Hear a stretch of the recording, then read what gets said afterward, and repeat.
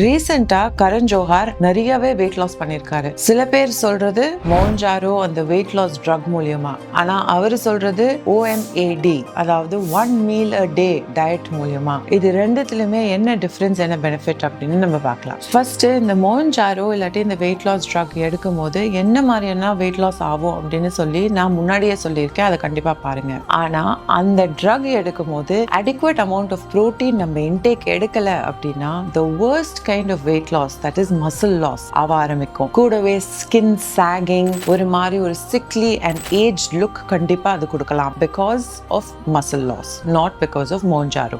Next, இந்த OMAD, இந்த 1 meal a day diet எப்படின்னா என்னன்னா, ஒரு டே ஃபுல்லாவே ஒரே ஒரு மீல் மட்டும்தான் எடுத்துப்பாங்க. பட் அந்த ஒரு மீல்ல ஃபுல் டேக்கு தேவையான ப்ரோட்டீன் ரிக்வயர்மெண்ட் எடுக்க முடியுமா, ஃபைபர் ரிக்வயர்மெண்ட் எடுக்க முடியுமா? கண்டிப்பா எடுக்க முடியாது. It's not going to benefit. அந்த மூலியமா பண்ணும்போது again you will end up having muscle loss and yet again you will start looking sickly. So எப்படிதான் ஒரு கரெக்டான weight loss அச்சீவ் பண்ண முடியும் அப்படின்னு நீங்க கேட்டீங்கன்னா வெயிட் லாஸ்ன்னு கமெண்ட் பண்ணுங்க. நான் உங்களுக்கு ஃபுல் PDF அனுப்புறேன்.